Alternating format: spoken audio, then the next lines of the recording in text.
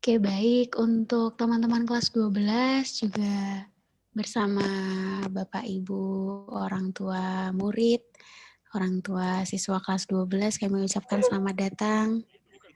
Selamat bergabung nanti bersama tim dari Universitas Indonesia untuk presentasi mengenai bagaimana kampus Universitas Indonesia ini. Oke, untuk teman-teman dan juga Bapak Ibu yang baru saja bergabung, kami mohon dengan sangat untuk langsung meng-off-kan mic-nya ya, supaya tidak terjadi kebisingan suara di sini. Oke, terima kasih.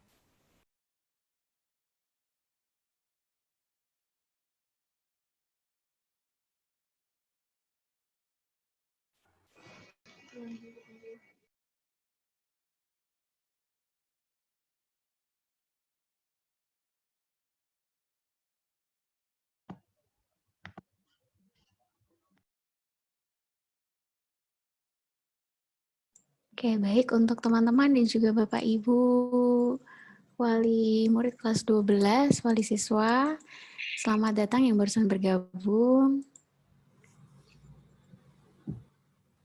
Untuk kamera, kami mohon kesediaannya tetap di-on-kan ya teman-teman kelas 12 sebagai bentuk rasa menghargai kita, menghormati kita terhadap kakak-kakak dari Universitas Indonesia yang akan melakukan presentasi pada hari ini.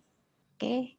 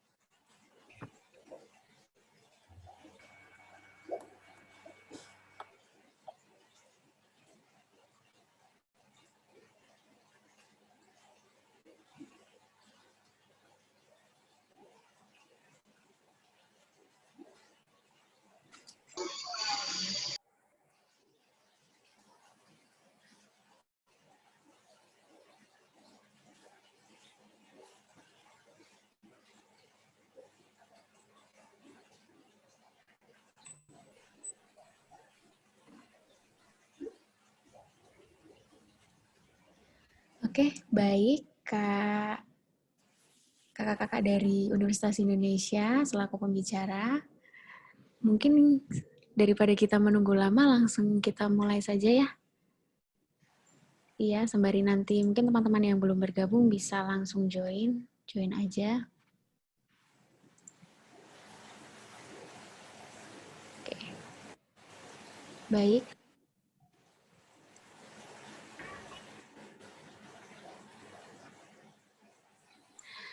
Baik, kami ucapkan kembali selamat datang untuk teman-teman kelas 12, juga beserta orang tua wali siswa kelas 12. Selamat datang juga untuk Kak Rini, Kak Ricardo dari Universitas Indonesia. Selamat siang, semoga semua sehat-sehat ya teman-teman. Semoga semua dalam keadaan happy juga.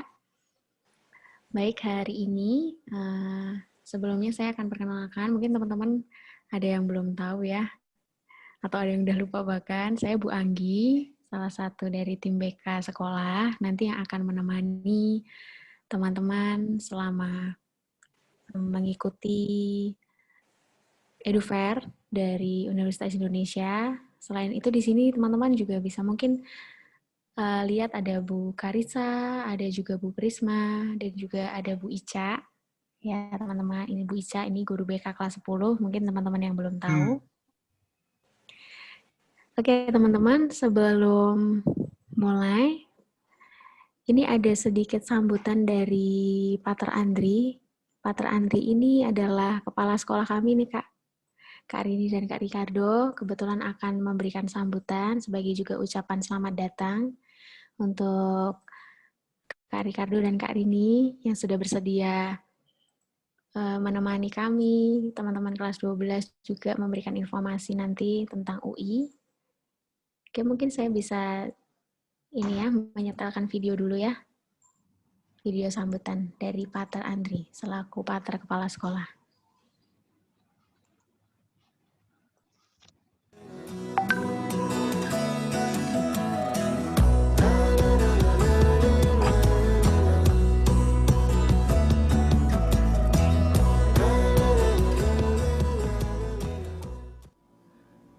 Para siswa dan siswi SMA Kolese Gonzaga yang kami cintai, dan para orang tua siswa yang kami hormati.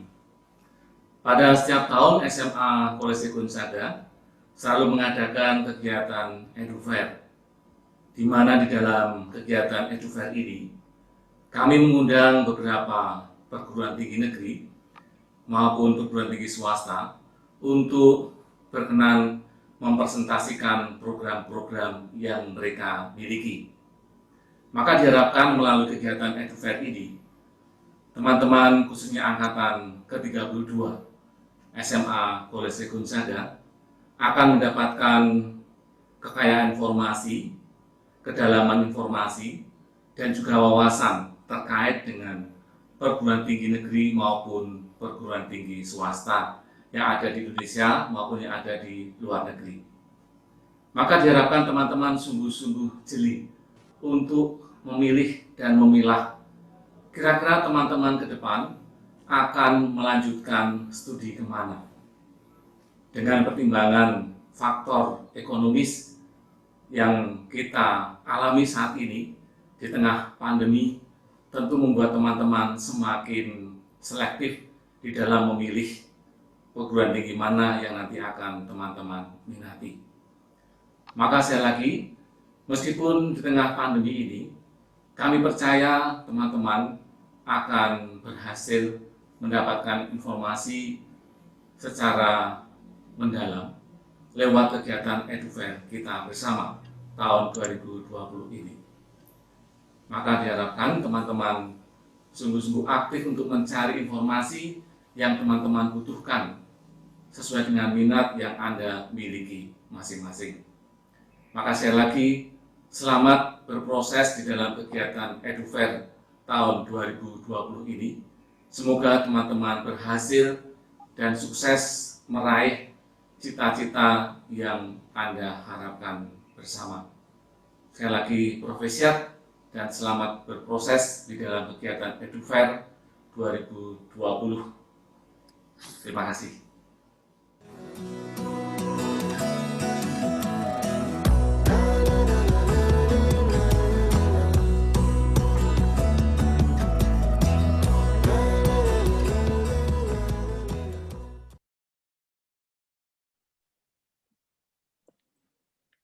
Baik, Bapak Ibu Wali Siswa, teman-teman, dan juga Kak Rini, Kak Ricardo.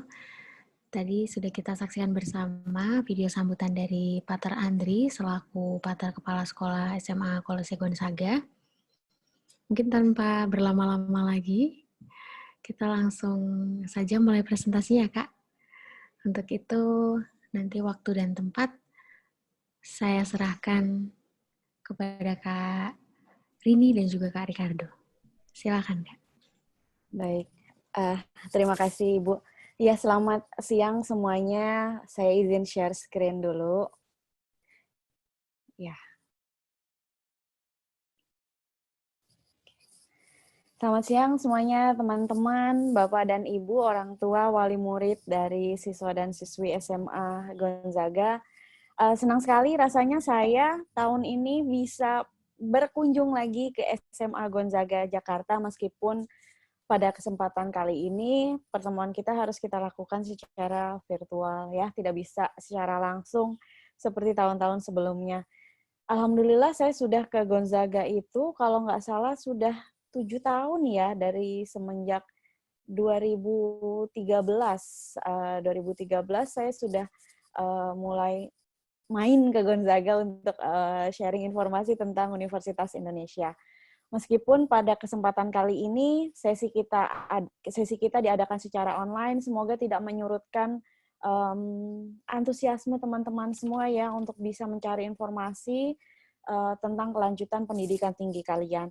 Nah, semoga juga informasi yang pada hari ini saya sampaikan juga bisa berguna untuk teman-teman untuk bisa memilih kira-kira program studi atau jalur masuk mana yang paling sesuai untuk teman-teman untuk kalian melanjutkan pendidikan tinggi kalian di UI. Nah, pada kesempatan kali ini juga saya sudah ditemani oleh Kak Ricardo. Ya, Kak Ricardo ini merupakan Duta Humas Universitas Indonesia yang berasal dari Fakultas Hukum. Say hi, Kak. Halo, selamat siang Bapak, Ibu, dan teman-teman semua. Senang banget bisa berkesempatan untuk presentasi di SMA Gonzaga. Salam kenal. Oke, baik. Kita lanjut aja untuk sesi presentasi saya terlebih dahulu. Nanti Kak Ricardo ada sesinya lagi ya di tengah sesi presentasi saya. Nah, mungkin sebelum teman-teman memutuskan untuk masuk ke UI ya, atau sebelum bertanya-tanya masuk UI itu paling gampang tuh dari jalur yang mana sih Kak gitu. Nah, kita kenalan dulu di UI itu ada apa saja, karena di Universitas Indonesia kita memiliki banyak sekali program studi dan program pendidikan yang kita buka untuk teman-teman lulusan SMA dan sederajat. Nah, kita kenalan dulu nih di UI itu ada apa aja ya. Di UI kita punya 4 program pendidikan yang kita tawarkan untuk lulusan SMA dan sederajat. Jadi kita punya 3 program sarjana dan kita punya 1 program diploma. Nah, untuk program sarjananya itu ada sarjana reguler, sarjana paralel, dan sarjana kelas internasional. Ya, sedangkan untuk program diplomanya kita punya program diploma 3 yang kita beri nama dengan program vokasi. Untuk program sarjana reguler dan sarjana paralel itu sebenarnya sama saja. Ya, dalam artian samanya itu adalah antara sarjana reguler dengan sarjana paralel, kami tidak memberikan perlakuan yang berbeda untuk kedua mahasiswa dari program pendidikan tersebut. Ya, dosen yang mengajar juga sama, ruang kelas yang digunakan sama, kemudian mata kuliah yang diambil juga sama. Bahkan sampai nanti ketika lulus pun, kalian akan mendapatkan gelar dan ijazah yang sama antara anak reguler dan anak paralel. Ya, yang membedakan itu hanya 3, jalur masuk, biaya pendidikan, dan batasan usia. Jalur masuk S1 reguler itu melalui SNMPTN, SBMPTN, dan SIMAK UI. Sedangkan untuk jalur masuk S1 paralel itu melalui PPKB dan SIMAK UI. Nanti saya akan jelaskan lebih lanjut di slide untuk jalur masuk. Yang kedua dari biaya pendidikan. Biaya pendidikan S1 reguler kita punya skema pembiayaan keringanan yang kita beri nama dengan BOPB, Biaya Operasional Pendidikan Berkeadilan. Nah, BOPB ini memungkinkan kalian untuk membayar biaya per semester sesuai dengan kemampuan orang tua atau penanggung biaya kalian. Ya, jadi Bapak dan Ibu di sini kalau misalkan memiliki keterbatasan finansial dan diterima di S1 reguler, Bapak dan Ibu bisa mengambil biaya pendidikan yang BOPB. Begitu. Nah, untuk paralel, vokasi, dan kelas internasional, itu biaya pendidikannya sudah fix atau sudah tetap, tidak bisa dikurang-kurangi seperti S1 reguler tadi. Begitu. Ya, jadi dari semester 1 sampai dengan semester 8, Bapak dan Ibu di sini bisa sudah bisa memperkirakan kira-kira berapa biaya pendidikan yang harus dipersiapkan sampai dengan nanti anaknya lulus. Begitu. Yang ketiga dari batasan usia. Batasan usia S1 reguler itu maksimalnya 3 tahun setelah tahun kelulusan. Jadi teman-teman di sini yang kelas 12 insya Allah tahun 2021 lulus semua ya. Kalian bisa daftar S1 reguler 2021, 2022, 2023. Lewat dari 2023 kalian masih mau mencoba kuliah di UI bisa ya, tapi ambilnya selain dari S1 reguler tadi. Ya. Nah, lanjutnya ini adalah program studi yang ada di kelas S1 reguler. Ya, yang sebelah kiri itu adalah fakultasnya, yang sebelah kanan itu adalah program studi, atau mungkin teman-teman lebih familiar dengan jurusan ya, kita pakai istilah jurusan saja. Nah, yang sebelah kanan itu jurusannya. Yang warna pink itu adalah artinya dia buka di sarjana reguler, yang warna biru artinya dia buka di sarjana paralel. Jadi kalau dia ada pink dan ada birunya seperti farmasi ya, itu artinya dia buka 2, di sarjana reguler buka, kemudian di sarjana paralel dia juga buka. Nah, teman-teman, kalau untuk program studi yang buka di beberapa program pendidikan sekaligus, teman-teman bisa berstrategi mengambil langsung beberapa program pendidikan supaya kesempatan yang kalian miliki untuk bisa diterima di UI itu juga semakin besar. Karena setiap jalur masuk, setiap program studi atau jurusan itu memiliki kuotanya atau daya tampungnya sendiri-sendiri. Jadi tidak memperebutkan daya tampung yang sama. Begitu ya. Jadi kesempatan kalian juga akan lebih besar kalau kalian memperbesar kemungkinan-kemungkinan seperti itu. Ya, kalau kalian membuka diri, tidak hanya fokus pada satu program pendidikan saja. Gitu ya. Itu tips dari saya. Nah, lanjutnya ya. Ini program studi yang ada di program pendidikan vokasi atau diploma 3. Ya, yang 2 teratas fisioterapi dan okupasi terapi itu adalah program studi untuk atau jurusan untuk rumpun IPA, mulai dari perumah sakitan sampai dengan pariwisata merupakan jurusan untuk rumpun IPS, gitu ya.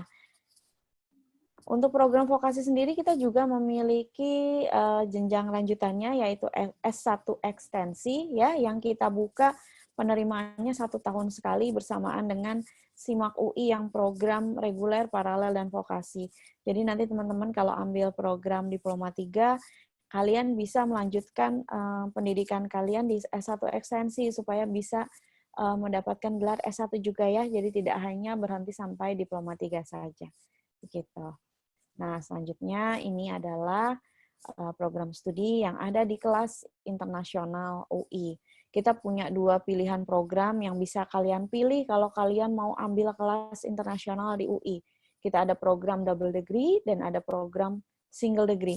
Ya, yang warna ungu itu adalah artinya dia buka di program double degree, yang warna kuning artinya dia buka di program single degree. Ya, program double degree perkuliahan akan dilaksanakan 2 tahun di UI dan 2 tahun di universitas mitra yang ada di luar negeri. Nah, nanti setelah lulus, kalau teman-teman ambil program double degree, kalian akan mendapatkan 2 gelar. 1 gelar dari UI dan 1 gelar dari universitas mitra kita yang ada di luar negeri. Ya, contohnya misalkan teman-teman ambil di Fakultas Teknik. Kalian akan dapat 1 gelar dari UI yaitu Sarjana Teknik, kemudian 1 gelar dari Universitas Mitra yaitu Bachelor of Engineering. Nah, untuk yang single degree perkuliahan akan dilaksanakan mayoritas di UI ya. Kalian hanya 1 semester saja yang kuliah di partner university kita. Untuk program single degree juga kalian hanya mendapatkan 1 gelar saja, yaitu gelar dari UI. Begitu. Nah, mungkin kelas internasional ini bisa menjadi salah satu pilihan kalian ya untuk teman-teman yang ingin melanjutkan kuliah ke luar negeri, apalagi di masa pandemi yang sekarang ya. Dari segi biaya, belajar di kelas internasional UI akan lebih murah dibandingkan apabila teman-teman harus full ambil ke luar negeri.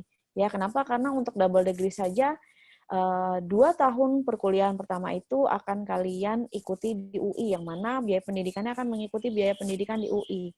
Gitu. Baru nanti 2 tahunnya biaya pendidikan yang di UI sudah tidak dibayarkan, kalian akan mengikuti biaya pendidikan di Universitas Mitra, gitu ya. Dari segi waktu juga, kalau teman-teman ambil di kelas internasional UI, ya, kalau kalian ambil di kelas internasional UI, kalian tidak perlu mengikuti foundation year atau preparation year yang biasanya harus teman-teman ambil ketika teman-teman berkuliah langsung ke luar negeri, gitu. Jadi untuk foundation year dan preparation year-nya itu sudah dilakukan selama kalian kuliah di UI.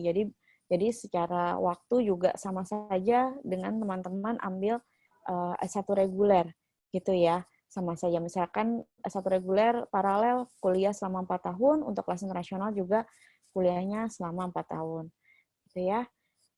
Nah, selanjutnya ini adalah partner university yang ada di kelas internasional kita.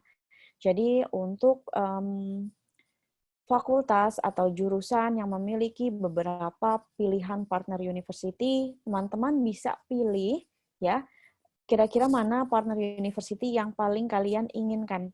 Begitu. Jadi kalian yang memilih, bukan UI yang pilihin untuk partner university yang untuk jurusan yang memiliki partner university yang banyak, teman-teman bisa pilih mau lanjutnya ke partner university yang mana.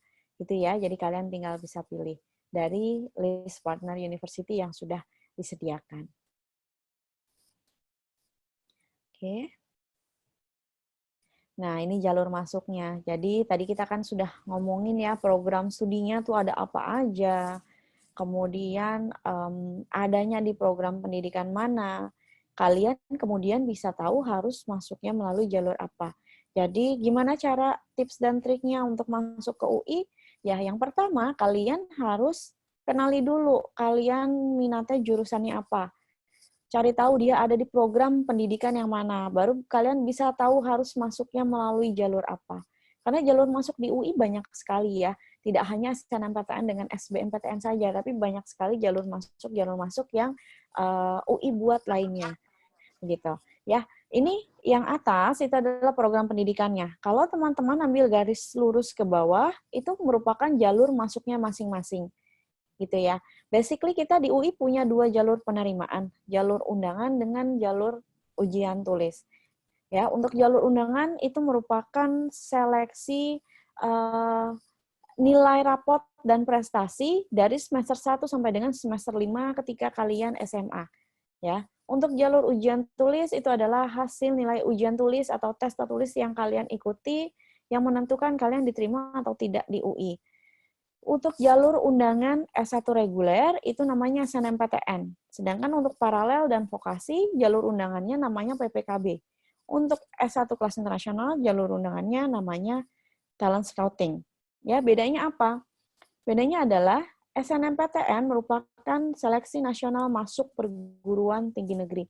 Jadi ini adalah jalur undangan yang diselenggarakan oleh pemerintah melalui LTMPT, ya, lembaga tes masuk perguruan tinggi. Ya, jadi UI bersama-sama dengan perguruan tinggi negeri lain seluruh Indonesia menyelenggarakan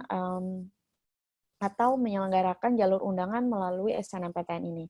Ya, teman-teman bisa pilih sampai dengan 2 PTN dan 3 jurusan yang ada dari seluruh PTN yang ada di Indonesia yang mengikuti SNMPTN. Itu ya. Di UI kami memperbolehkan di jalur undangan teman-teman untuk lintas jurusan ya. Jadi anak IPA boleh pilih jurusan IPS. Namun, mohon maaf sekali untuk teman-teman yang di IPS tidak bisa ambil jurusan IPA. Nah, untuk SNMPTN ini ya, tolong diperhatikan bahwa ketentuan untuk bisa lintas jurusan ini mungkin tidak berlaku sama di semua PTN. Jadi untuk teman-teman yang mau ambil di PTN lain, silahkan kalian cari informasi sebanyak-banyaknya, kira-kira di PTN yang kalian tuju kalau misalkan tidak ambil UI, bisa atau tidak untuk lintas jurusan. Begitu ya. Nah, sekolah dengan akreditasi A itu 20% siswa terbaiknya boleh 40% siswa terbaiknya boleh mengikuti seleksi SNMPTN. Nah, untuk pemeringkatan di tahun 2020 pemeringkatan dilakukan di tingkat sekolah. Untuk tahun 2021 seperti apa? silakan nanti teman-teman update informasi terbaru melalui kanal-kanal informasi resmi Universitas Indonesia maupun LTMPT ya. Karena untuk peraturan dan juknis di tahun 2021 memang belum keluar gitu ya. Nah, ini harapan dari SNMPTN di tahun 2020 kemarin. Tadi seperti saya sampaikan, untuk pemeringkatannya dilakukan di tingkat sekolah ya, teman-teman ya.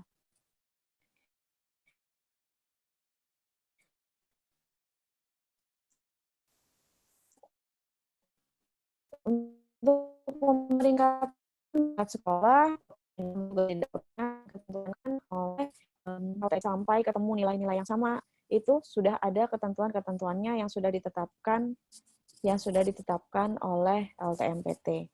Gitu ya. Jadi nanti jangan sampai ada pikiran-pikiran negatif ya teman-teman ya. Saya nggak bisa ikut SNMPTN nih Kak, karena sekolahnya sentimen sama saya. Tidak seperti itu ya, karena semua ketentuan-ketentuannya sudah ditentukan. Oke, saya kembali sedikit ke awal. Untuk mengikuti SNMPTN dan UTBK SBMPTN, teman-teman harus memiliki SSO, Single Sign-On, atau akun LTMPT. Ya, di akun LTMPT ini nanti teman-teman bisa melakukan pendaftaran, kemudian bisa memilih PTN dan jurusan, sampai untuk melihat hasil apakah kalian diterima atau tidak. Gitu. Nah, ini tahapan pertama untuk mengikuti SNMPTN atau UTBK SBMPTN. Ya, tolong jangan sampai tertinggal satu tahapan pun. Karena apabila teman-teman, Bapak dan Ibu di sini tertinggal satu tahapan, resikonya tidak akan bisa lanjut ke tahapan selanjutnya. Demikian ya. Contohnya, misalkan teman-teman nggak sempat atau lupa untuk membuat akun LTMPT, maka resikonya selanjutnya kalian tidak akan bisa mengikuti SNMPTN atau UTBK. Begitu ya. Jadi tolong perhatikan baik-baik untuk timeline atau waktu-waktu pelaksanaan SNMPTN dengan UTBK dan SBMPTN. Gitu. Jangan sampai tertinggal satu tahapan pun. Oke. Nah, untuk PPKB dengan talent scouting ya, ini adalah jalur undangan yang diselenggarakan oleh UI. Untuk jalur undangan ini ya, teman-teman hanya bisa pilih satu program studi saja yang ada di program S1 paralel, vokasi ataupun kelas internasional UI. Gitu ya. Jadi untuk PPKB dan talent scouting, sekolah-sekolah yang terpilih nanti akan dikirimkan undangan untuk sekolah mengirimkan siswa-siswa terbaiknya untuk mengikuti seleksi PPKB atau talent scouting. Ya, misalkan ya sekolah diberikan kuota 10 ya. Silakan sekolah yang menentukan siapa saja siswa terbaik di sekolahnya untuk mengikuti seleksi PPKB dan talent scouting. Persyaratan dari UI adalah yang bisa mengikuti PPKB dan talent scouting merupakan siswa yang termasuk ke dalam 50% siswa terbaik di sekolah. Gitu. Pemberian undangan ini ditentukan berdasarkan prestasi sekolah ya. Semakin baik prestasinya, maka semakin banyak undangan yang bisa diberikan kepada sebuah sekolah. Ya, untuk talent scouting, teman-teman, khusus untuk jalur masuk S1 kelas internasional, baik itu talent scouting maupun SIMAK kelas internasional, dibutuhkan persyaratan tambahan yaitu TOEFL ataupun IELTS ya. TOEFL-nya itu minimalnya 500, IELTS-nya minimalnya 5,5. Ya, kalian bisa pilih salah satu TOEFL-nya atau IELTS-nya. Nah, mungkin teman-teman yang ingin mengikuti kelas seleksi untuk masuk ke kelas nasional, silakan kalian ikuti atau silakan kalian segera ambil TOEFL atau IELTS-nya ya. Karena di masa pandemi seperti sekarang ini yang saya ketahui, TOEFL atau IELTS itu sekarang sudah tidak diselenggarakan secara tatap muka. Ya, jadi kalian bisa mengikuti secara online di lembaga-lembaga yang diakui oleh UI. Ya, kalian bisa ambil dari Lembaga Bahasa Internasional UI, LBI UI, atau juga kalian bisa ambil secara online melalui its.org. Begitu. Mungkin nanti Kak Ricardo bisa bantu tulis di kolom chat ya, supaya teman-teman yang lain bisa melihat lembaga-lembaga apa saja yang nilai TOEFL atau IELTS-nya untuk nilai TOEFL dan IELTS online yang diakui untuk bisa mendaftar di kelas internasional. gitu ya, bisa di LBI UI atau melalui its.org begitu. Nah, untuk teman-teman yang sudah memiliki TOEFL ataupun IELTS ya bisa kami terima ya selama TOEFL-nya itu bersertifikasi ITS atau IELTS-nya bersertifikasi Cambridge. Pastikan TOEFL atau IELTS-nya itu masih berlaku ketika kalian gunakan untuk mendaftar di kelas internasional UI. Gitu ya. Oke. Kita lanjut untuk jalur undangan. Untuk S1 reguler, untuk jalur ujian tulis. Untuk S1 reguler, jalur ujian tulisnya itu ada 2. UTBK SBMPTN dengan SIMAK UI. Untuk UTBK SBMPTN, penyelenggaranya adalah LTMPT. Ya teman-teman ya. Di tahun 2020 ini karena pandemi, maka beberapa teknis pelaksanaan UTBK SBMPTN mengalami penyesuaian. Ya, seperti sistem pendaftarannya. Yang tadinya teman-teman di tahun 2019 dan di tahun 2018 yang lalu harus mengikuti UTBK terlebih dahulu, kemudian mendapatkan nilai, ya, dan nilainya itu digunakan untuk mendaftarkan diri di SBMPTN. Maka di tahun 2020 ini pendaftarannya dipersingkat. Jadi teman-teman langsung mendaftar UTBK dan SBMPTN dalam satu pendaftaran. Ya, setelah mendaftar kalian mengikuti ujian lalu pengumuman. Begitu. Jadi memang untuk di tahun 2020 ini dipersingkat proses pendaftarannya. Nah, untuk selain teknis pendaftarannya di tahun 2020 ini juga materi ujinya mengalami penyesuaian. Yang sebelumnya materi ujinya itu ada 2, TPS dan TKA. Jadi TPS itu adalah tes potensi skolastik, ya. TKA itu tes kemampuan akademik. Jadi TKA itu merupakan tes untuk mengukur kemampuan akademik dari pelajaran-pelajaran yang kalian pelajari semasa SMA. Namun di tahun 2020 karena pandemi, maka LTMPT melakukan penyesuaian materi uji hanya menjadi TPS saja. Hal ini dilakukan untuk menghindari teman-teman berada di luar rumah dalam jangka waktu yang lebih lama. Jadi ujiannya hanya TPS saja. TPS itu merupakan pengukuran kemampuan kognitif kalian. Di sana nanti ujiannya dilaksanakan dalam 2 bahasa. Jadi ada bahasa Indonesia, soal-soalnya akan disajikan dalam 2 bahasa. Ada soal-soal yang disajikan dalam bahasa Indonesia, ada yang soal-soal disajikan dalam bahasa Inggris. Jadi ini pengukuran kemampuan kognitif kalian. Nah, saran saya untuk teman-teman ya, meskipun di tahun 2020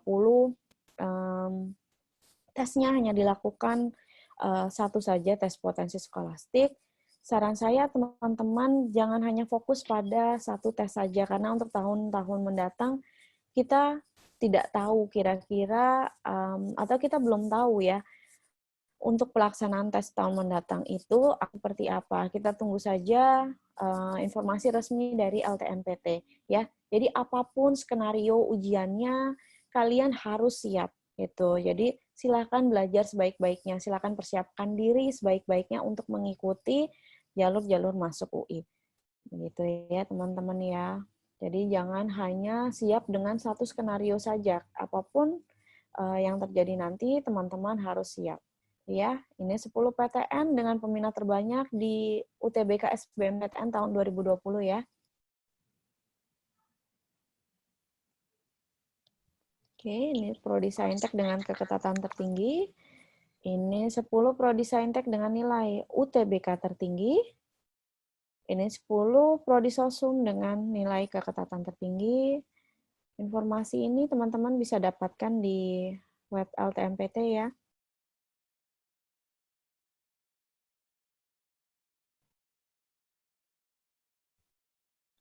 Nah, ini jalur masuk ujian tulis yang diselenggarakan oleh UI. Ya, kita punya SIMAK UI. Nah, SIMAK UI ini sebenarnya sebuah keuntungan ya untuk teman-teman yang mengikuti SIMAK UI.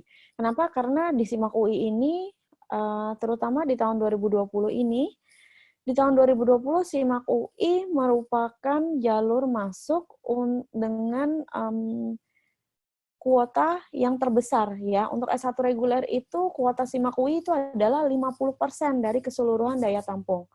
Itu satu ya. Yang kedua, dengan mengikuti SIMAK UI, teman-teman bisa mengambil beberapa program pendidikan sekaligus. Gitu ya. Jadi dengan satu kali tes, kalian bisa ambil S1 reguler, S1 paralel dengan vokasi secara sekaligus. Gitu teman-teman. Jadi di situ kalian bisa melakukan strategi yang sebaik-baiknya. Ya. Kalian bisa pilih sampai dengan 6 program studi dengan ketentuan maksimalnya 3 reguler, 3 paralel, dan 3 vokasi. Jadi meskipun kalian ambil 6 program studi sekaligus, tidak bisa 6-6-nya reguler. Begitu, tidak bisa ya. Jadi maksimalnya 3 reguler, 3 paralel, dan 3 vokasi. Gitu. Di tahun 2020, pelaksanaan SIMAK UI dilakukan secara online. Namun di tahun 2021, kita tunggu saja nanti untuk pengumuman resmi dari Universitas Indonesia. Kira-kira akan dilakukan seperti apa. Gitu ya. Bagaimana caranya berstrategi di SIMAK UI? Nah, teman-teman bisa melihat berdasarkan dari data penerimaan UI di tahun sebelumnya.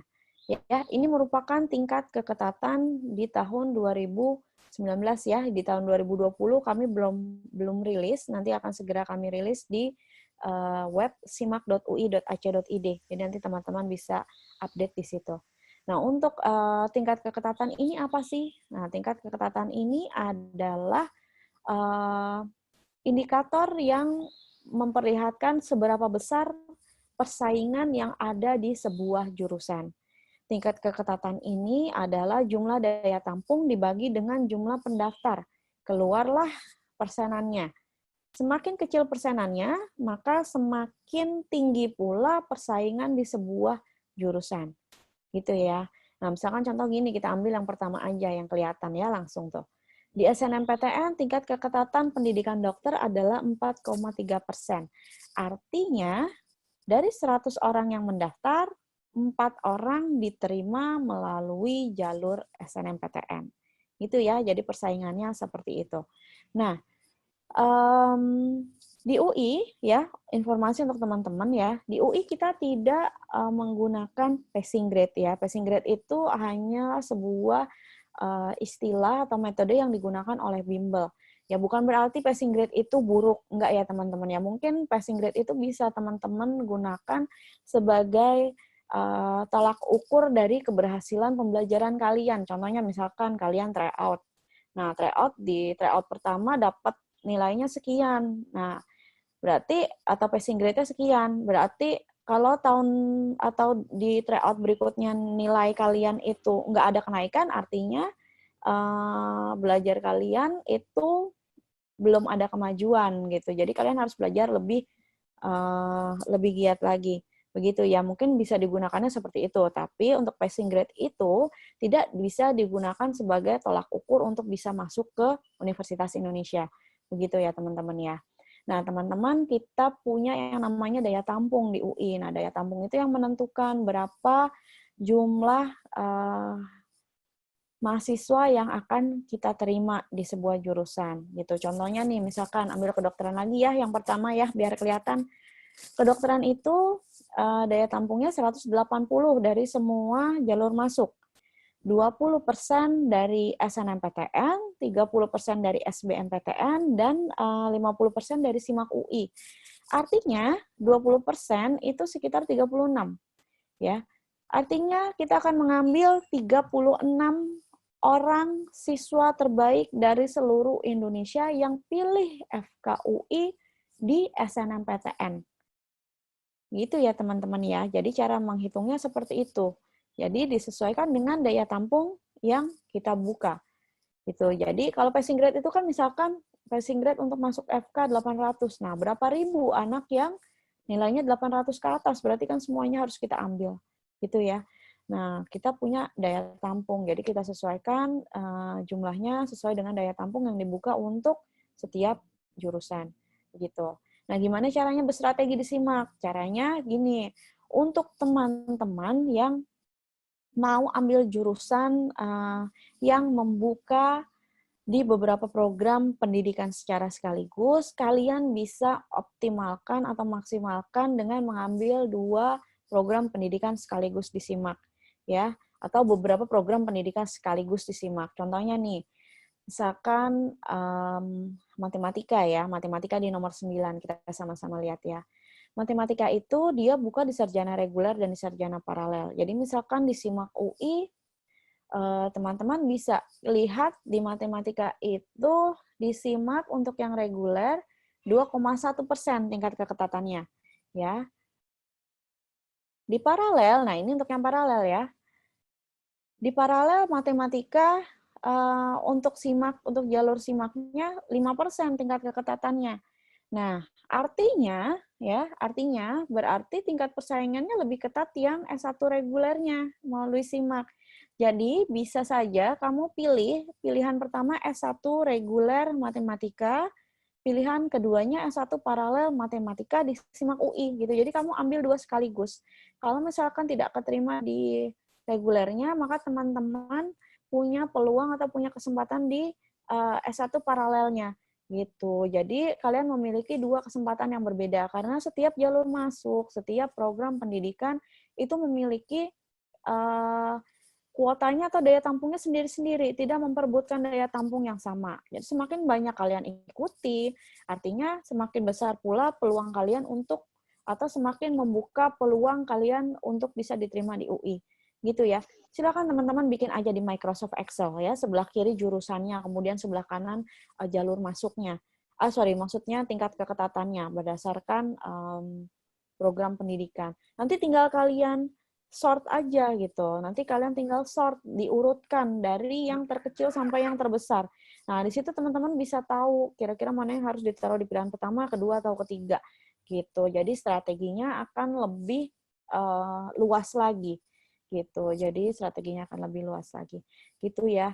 Nah, setiap jalur di UI kalian bisa mengambil beberapa jalur masuk sekaligus gitu. Jadi kalau kalian sudah ikut SNMPTN, kalian boleh ikut PPKB ataupun talent scouting lagi gitu.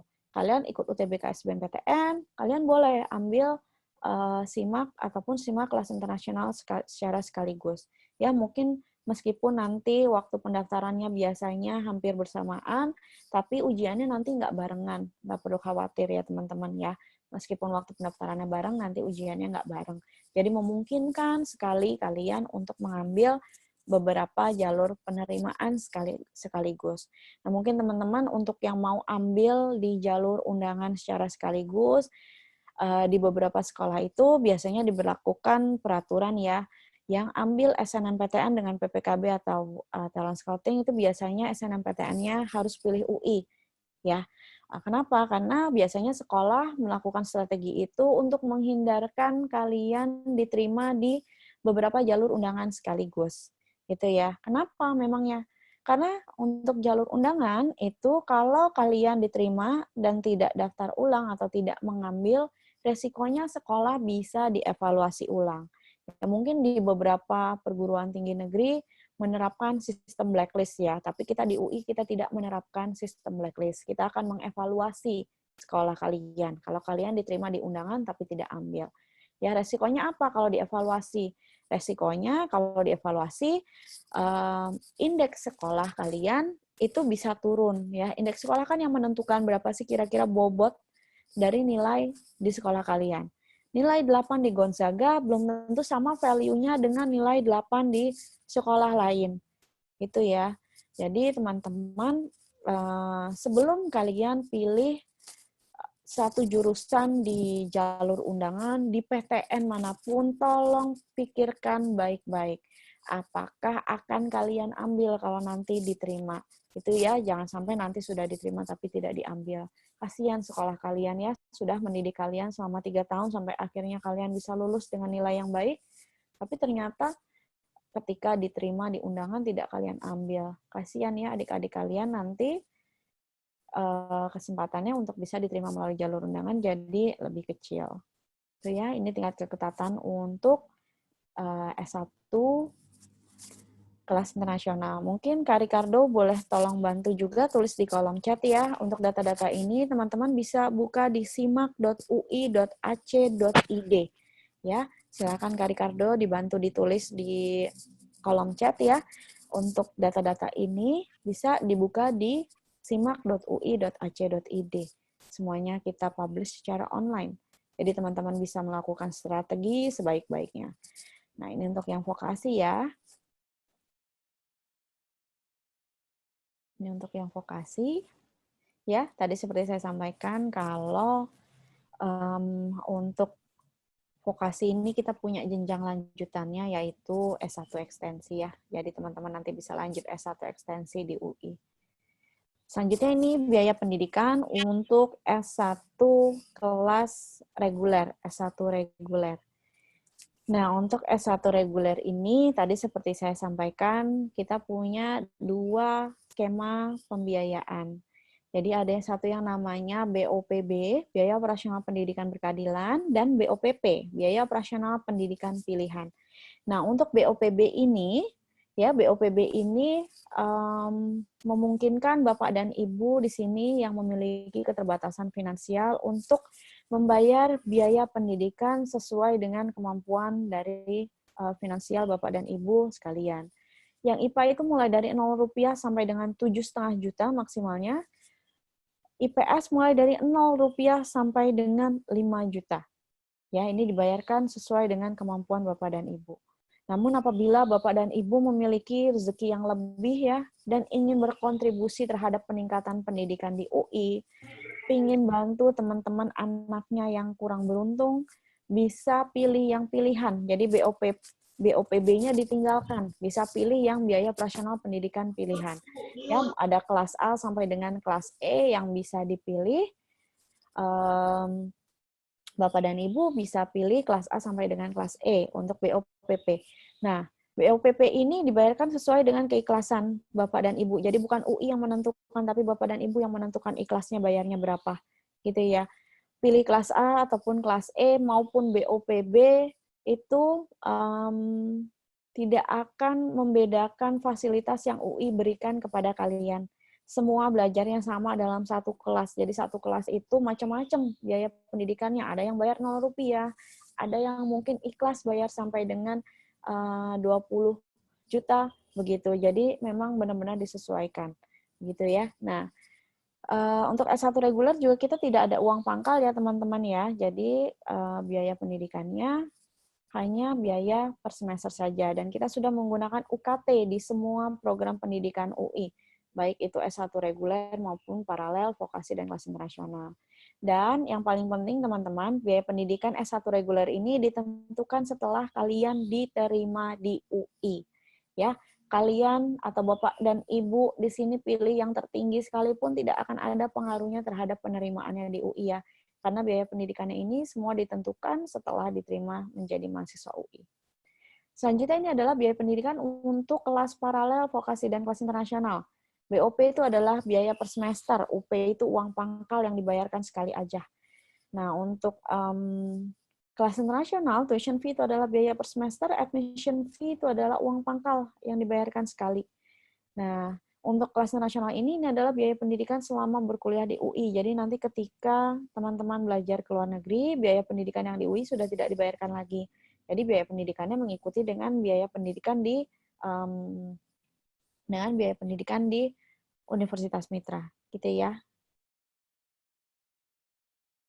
Beasiswa di UI banyak banget lah teman-teman ya. Jadi nanti kalau kalian insya Allah diterima di UI ya, amin. Silahkan kalian ambil beasiswa yang kita sediakan. Ya, beasiswanya banyak sekali. Sayang kalau sampai tidak tersalurkan. Bahkan untuk beasiswa yang non-pemerintah, kalian bisa mengambil lebih dari satu beasiswa sekaligus. Gitu ya. Beasiswa ini bisa kalian ambil setelah kalian diterima menjadi mahasiswa UI. Jadi kita tidak punya jalur masuk beasiswa. Beasiswa ini juga teman-teman bisa pilih sendiri ya. Kita sudah menggunakan sistem beasiswa secara online di beasiswa.ui.ac.id.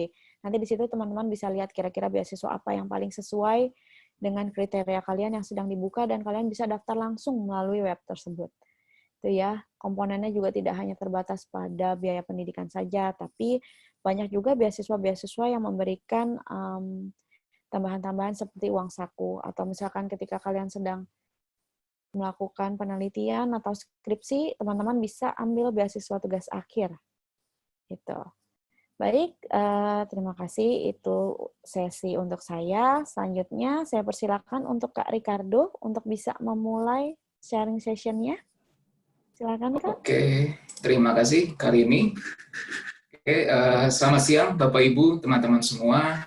Senang banget bisa berkesempatan untuk presentasi di SMA Gonzaga. Perkenalkan, nama saya Ricardo Arianto. Aku dari Fakultas Teknik, jurusan Teknik Mesin, angkatan 2019. Aku berasal dari SMA Negeri 6 Kota Bogor dan jurusan IPA tentunya karena aku masuk Teknik Mesin. Dan aku melalui jalur masuk SNMPTN atau jalur undangan.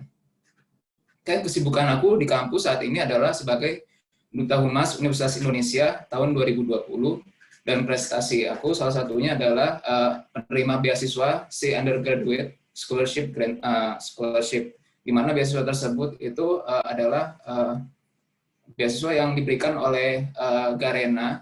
Garena itu semacam perusahaan yang bergerak di bidang IT bagi mahasiswa full selama 4 tahun.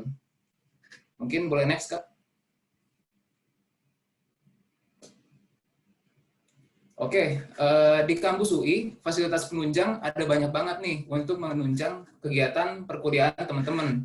Nah, jujur aku sendiri sering banget pakai semua fasilitas ini, karena menurut aku ini keren banget dan aku ngerasa sayang aja kalau udah kuliah di sini, tapi fasilitasnya belum pernah aku cobain. Nah, aku akan bahas satu-satu secara garis besar. Yang pertama itu ada kita punya sepeda kuning. Biasanya juga kita sebut sebagai spekun. Nah, spekun ini teman-teman gratis untuk 30 menit pertama buat Civitas UI. Kurang lebihnya nanti ada aplikasi di HP kita untuk nge-scan barcode yang ada di sepeda buat ngebuka kuncinya. Nah, kalau udah kebuka, tinggal kita pakai.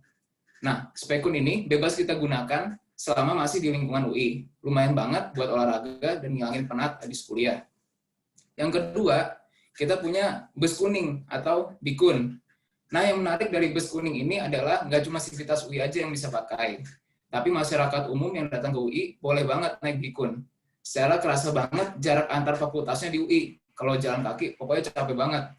Nah, buat naik ke Bikun ini, kita tinggal tunggu aja di halte yang udah disediakan di masing-masing fakultas. Kurang lebih 5-10 menit sekali, pasti bakal ada Bikun yang berhenti. Nah, untuk naik Bikun ini, bayar ya teman-teman, tapi bukan pakai duit. Tapi caranya dengan bilang terima kasih sama Pak supirnya. Nah, yang ketiga, kita punya Rumah Sakit UI. Biasa kita sebut dengan RSUI. Nah, rumah sakit ini baru banget beroperasi nih teman-teman. Dan canggih juga. Rumah sakit ini didesain untuk tanggap darurat bencana. Dan juga tahan gempa hingga 9 skala Richter. Nah, aku pernah nyoba berobat di sini, dan sebagai Civitas UI, aku dapat diskon khusus 30%. Lumayan banget nih buat mahasiswa, apalagi aku yang ngekos dan harus hitung-hitung pengeluaran. Nah, selanjutnya buat teman-teman yang pengen nyari referensi buat tugas atau bahan diskusi kelompok dan sebagainya, bisa banget berkunjung ke Perpustakaan Pusat UI. Di sini banyak banget publikasi-publikasi nasional maupun internasional sama buku-buku penunjang perkuliahan. Perpus ini juga punya apa yang kita sebut dengan kebun apel. Tapi tenang teman-teman, ini perpus ini nggak ada pohon apelnya beneran. Tapi apelnya tuh komputer Apple iMac yang bisa kalian pergunakan buat ngerjain tugas kalau sudah menjadi Civitas UI. Karena saking banyaknya komputernya, makanya kita sering sebut dengan kebun apel. Nah, kemudian ada nih Gimnasium UI. Nah, Gimnasium ini sering banget dipakai untuk perlombaan olahraga antar fakultas dan juga buat kegiatan UKM basket, bulu tangkis, dan voli. Nah, sebenarnya ada lagi yang namanya Gedung Sarana Olahraga. Tapi masih dalam proses pembangunan nih. Jadi nggak bisa ditampilkan. Nah, gedung ini kurang lebih sama kayak gimnasium, tapi lebih gede dibanding gimnasium. Nah, yang tadi selanjutnya ada stadion UI juga. Nah, biasa dipakai untuk jogging dan lomba-lomba atletik. Selanjutnya kita punya jaringan internet tanpa batas. Nah, kalau teman-teman sudah menjadi Civitas dan sudah punya akun UI, nah teman-teman bisa banget manfaatin akses internet cepat di seluruh wilayah kampus. Selanjutnya ada Balairung nih. Balairung ini gedung yang ikonik banget karena letaknya yang dekat banget sama gedung rektorat dan sering dipakai baik buat wisuda, penerimaan mahasiswa baru, dan juga acara-acara kampus lainnya. Terus ada gedung pusat kesenian. Gedung pusat kesenian itu biasanya dipakai untuk adain pertunjukan-pertunjukan seni kayak konser musik, teater, dan lain-lain. Lalu ada asrama mahasiswa. Jadi untuk mahasiswa baru punya pilihan untuk ngekos atau tinggal sendiri di asrama UI. Nah, asrama UI ini biayanya lebih terjangkau dibanding ngekos sendiri. Namun pengalaman pribadi aku kemarin itu diutamakan bagi yang perantau di luar Jabodetabek. Kemudian ada Pusjiwa atau pusat kegiatan mahasiswa. Biasanya dipakai untuk pusat UKM mahasiswa dan buat diskusi dan mengerjakan tugas. Lalu ada klinik Makara UI. Jadi buat teman-teman yang pengen berobat tapi mau ke RSUI-nya jauh, bisa berobat di klinik Makara. Sama aja kok. Lalu ada laboratorium, terus tempat ibadah, dan jogging track di jalur pedestrian area kampus UI. Kemudian ada pusat layanan parkir dan akses jurnal berbayar melalui perpustakaan UI. Boleh next, Kak. Nah, lalu di UI ini ada banyak banget nih UKM atau unit kegiatan mahasiswa yang dapat kalian ikuti bebas sesuai dengan bakat dan minat kalian. Secara garis besar, UKM dibagi menjadi 7 jenis, yaitu UKM keagamaan, UKM bela diri, UKM olahraga. Boleh next, Kak. UKM olahraga, kemudian UKM kewirausahaan, UKM seni, UKM penalaran, dan UKM lainnya. Baik, sekian presentasi dari saya. Kembali ke Karini. Oke, terima kasih Kak Ricardo. Kak Ricardo, kalau boleh tahu, dulu Kak Ricardo masuk UI-nya melalui jalur apa? Tadi kayaknya belum sempat ini ya cerita ya. Terus gimana sih Kak Ricardo dulu tips dan triknya kok bisa masuk ke UI gitu?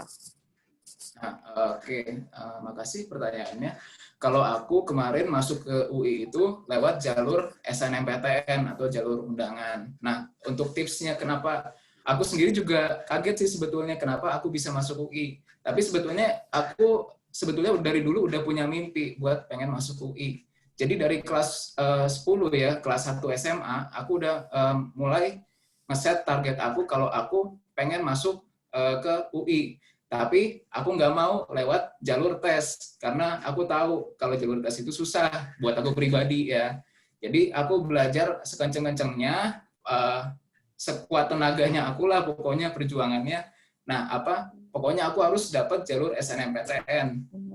Nah, untuk tips dan triknya sih lebih ke gimana cara kita buat mengatur cara belajar kita. Nah, itu menemukan gaya belajar masing-masing orang itu susah sih sebetulnya. Tapi begitu kita ketemu dengan gaya belajar yang kita cocok dengan gaya belajar tersebut, maka sebetulnya belajar itu bukan menjadi sesuatu yang pusing sih kalau menurut aku, tapi menjadi sesuatu yang menyenangkan kalau buat aku. Gitu sih Kak, kurang lebih. Oke, jadi itu tadi saran dari Kak Ricardo ya. Mungkin saran dari saya juga untuk teman-teman mungkin yang sudah kelas 12 ya. Kalian sepertinya sudah mulai harus mulai persiapan atau mempersiapkan diri untuk jalur ujian tulisnya. Kenapa? Karena kalau jalur undangan itu kan seleksi nilai rapor dari semester 1 sampai dengan semester 5. Ya, yang mana tinggal 1 semester lagi nih peluang kalian untuk terus memperbagus nilai rapor kalian gitu ya. Jadi kalian juga saran saya sudah mulai harus dari sekarang itu sudah mulai harus fokus sama jalur ujian tulis juga gitu ya. Lain halnya dengan teman-teman yang masih kelas 10 atau kelas 11 ya, peluangnya masih terbuka lebar. Jadi tadi seperti Kak Ricardo bilang bahwa dari awal dia sudah mulai, karena dia sudah tahu dia punya mimpi untuk masuk ke UI, maka dari awal dia sudah mempersiapkan diri untuk jalur undangan tersebut. Jadi nilai rapotnya juga terus di-maintain supaya tetap baik dan bisa bersaing dengan nilai rapot dari seluruh siswa di Indonesia gitu ya.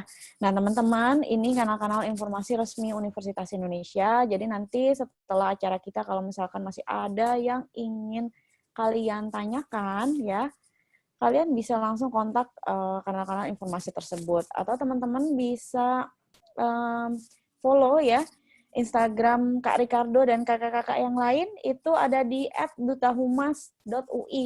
Nanti di situ teman-teman bisa langsung, kalau kalian follow, nanti kalian bisa langsung ini aja, langsung DM aja ke kakaknya kalau mau nanya-nanya lagi gitu. Jadi kalau misalkan sekarang malu gitu ya mau nanya, atau misalkan ada pertanyaan yang belum terjawab, boleh nanti langsung DM aja Kak Ricardo dan kakak-kakak yang lain di Instagram kita di @dutahumas.ui. Mungkin Kak Ricardo juga boleh ditulis di kolom chat ya Kak ya, di Zoom ini, supaya teman-teman nanti bisa baca juga. Silakan ditulis Kak Ricardo di kolom chatnya untuk alamat-alamat ini.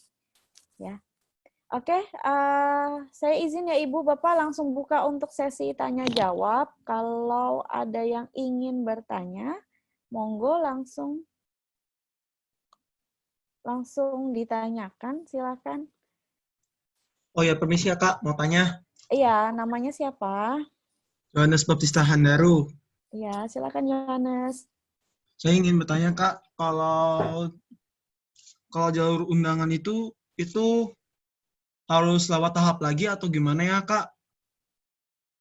Ada tahap selanjutnya atau enggak ya Kak? Maksudnya kalau lewat Kalau sudah dinyatakan diterima begitu, apakah ada tahapan selanjutnya atau tidak gitu?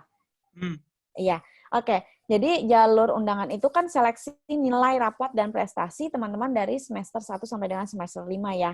Nanti nilai yang kalian miliki itu akan di submit ya, akan dimasukkan ke dalam sistem yang disediakan oleh penyelenggara. Jadi kalau misalkan SNMPTN itu ada namanya PDSS, Pengolahan Data Siswa dan Sekolah. Tapi kalau untuk yang PPKB dan talent scouting, kita punya sistemnya sendiri di sistem penerimaan.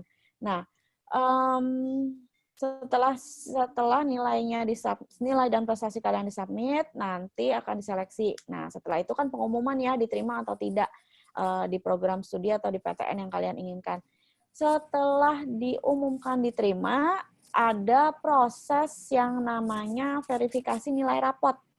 Nah, di situ akan diverifikasi nilai rapotnya apakah sesuai ya yang diinput di sistem dengan nilai rapot asli kalian gitu. Jadi tahapannya begitu ya. Setelah dinyatakan diterima, kalian belum menjadi mahasiswa baru UI nih, masih calon mahasiswa baru ya.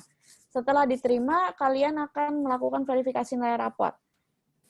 Sebagai calon mahasiswa baru UI ya, ketika verifikasi nilai rapot, apabila ditemukan nilai rapot yang kalian submit itu tidak sama dengan nilai rapot real yang kalian miliki, itu bisa saja membuat penerimaan kalian dibatalkan gitu ya. Jadi tolong ya, ketika kalian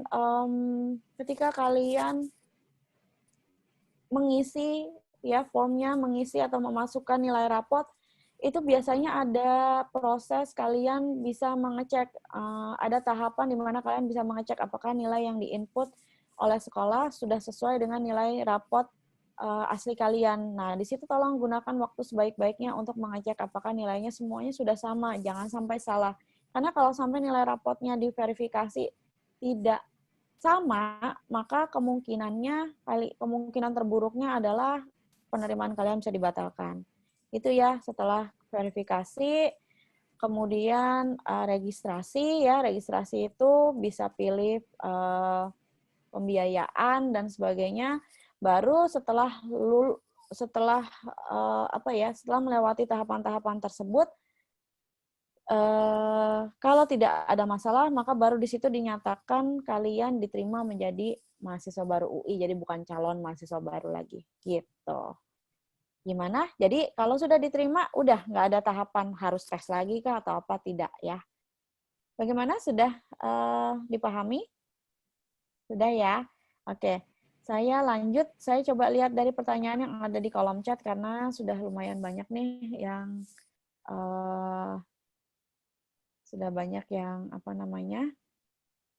bertanya. Oke. Dari Ganendra Wiratara.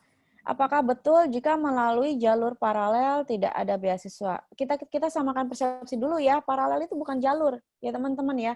Paralel itu bukan jalur. Jalur masuk UI itu SNMPTN, SBMPTN, SIMAK UI, PPKB, Talent Scouting, kemudian SIMAK kelas nasional. S1 paralel itu merupakan program pendidikan yang bisa kalian pilih. Untuk bisa masuk ke S1 paralel, teman-teman bisa pilih PPKB ataupun SIMAK UI. Gitu ya, kita samakan persepsi dulu. Jadi jangan ada yang bilang tadi paralel atau reguler itu jalur lagi. Gitu. Nah, apakah betul jika paralel tidak ada beasiswa? Jawabannya tidak benar. Ya, kenapa? Karena kita memiliki banyak juga beasiswa yang terbuka untuk berbagai macam program pendidikan gitu. Tapi memang mungkin beasiswa yang terbanyak itu untuk S1 reguler. Tapi kita juga memiliki banyak beasiswa untuk atau yang kita buka untuk semua program pendidikan. Jadi bisa diambil anak kelas nasional, bisa diambil sama anak vokasi, anak reguler, begitu. Jadi terbuka untuk semuanya. Contohnya apa? Kita punya beasiswa PPA ya. Beasiswa PPA itu dibuka untuk semua program pendidikan. Jadi anak reguler bisa, paralel bisa, vokasi bisa, kelas nasional bisa. Gitu. Nah, semuanya nanti bisa teman-teman lihat di beasiswa.ui.ac.id. Ya. Oke, lanjutnya dari Zaneta Bangun. Nah, Zaneta nanya, Kak, kalau jalur PPKB, nah ini lagi ya jalur ya, tolong dihilangkan istilah seperti itu karena PPKB ya, sorry benar. Kak, kalau jalur PPKB harus banget pakai sertifikat enggak? Makasih sebelumnya. Nah, karena PPKB ini adalah jalur undangan ya, seleksi nilai rapot dan prestasi, maka submit sertifikat ataupun prestasi itu akan menambah poin plus kalian atau menambah kesempatan kalian untuk bisa diterima di UI gitu ya. Kemudian prestasi seperti apa yang kalian submit? Prestasinya itu bisa prestasi yang sifatnya akademik dan kompetisi ya. Utamakan prestasi yang kalian submit itu prestasinya bersifat akademik dan kompetisi. Kalau kalian tidak ada prestasi yang sifatnya akademik dan kompetisi, baru kalian submit prestasi lainnya, gitu ya. Jadi submit sertifikat itu akan menunjang kesempatan kalian untuk lebih besar lagi diterima melalui jalur seleksi nilai rapot, ya. Nah, pertanyaan dari Graciela Situmorang. Ini satu pertanyaan sebelum saya ambil lagi dari live ya. Dari Graciela bertanya, apakah ada ketentuan apa saja yang harus dikumpulkan bila kita memilih BOPB? Iya, benar banget. Jadi ada beberapa dokumen-dokumen pendukung yang harus kalian submit ketika kalian memilih BOPB. Ya, jadi ada beberapa dokumen yang harus kalian submit. Semakin kecil besarannya, ya artinya semakin banyak dokumen pendukung yang harus kalian submit. Gitu. Contohnya seperti apa dokumennya? Dokumen yang harus disubmit itu adalah seperti slip gaji orang tua, kemudian rekening koran, rekening listrik, kartu keluarga, data-data seperti itu. Mungkin kalau teman-teman yang mau ambil sampai dengan 0 rupiah, itu harus submit surat keterangan tidak mampu ya dari kelurahan. Gitu. Oke, baik, saya persilakan untuk teman-teman yang ada di Zoom ya, untuk bisa langsung tanya kalau ada yang mau bertanya. Halo Kak, saya mau nanya.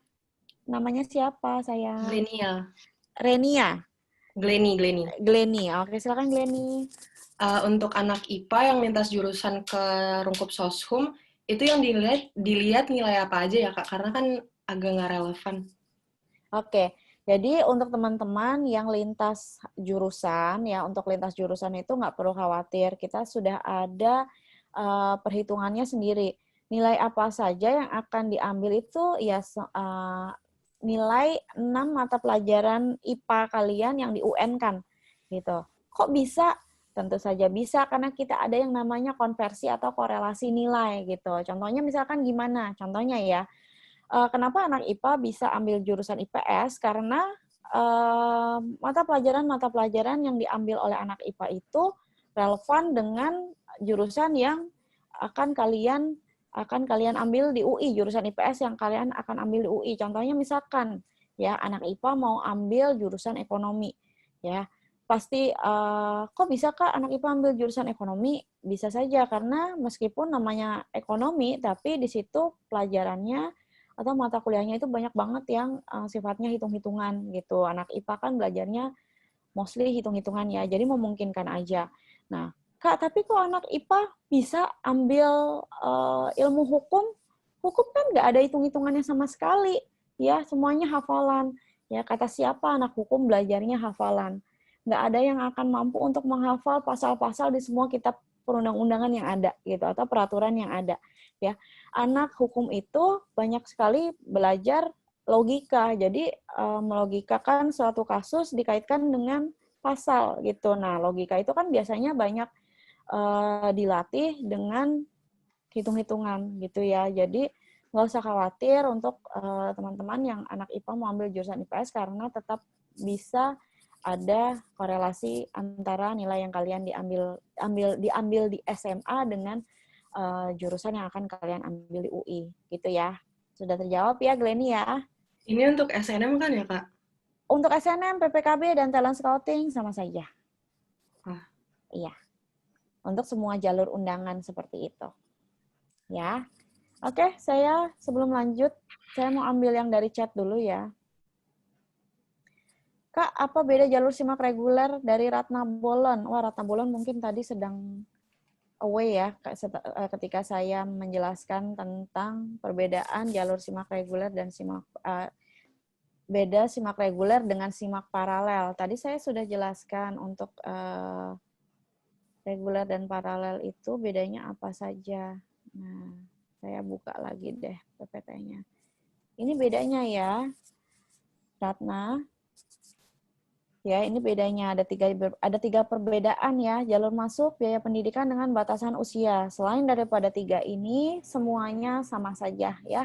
Fasilitas yang UI berikan antara anak reguler dengan paralel itu sama. Kemudian dosennya sama, ruang kelasnya sama. Bahkan sampai nanti ketika kalian lulus pun, ijazah dan gelar yang kalian dapatkan antara anak reguler dengan paralel itu sama. Gitu ya. Oke, Kak, saya ingin tanya Marcelino Ivan Kristadi.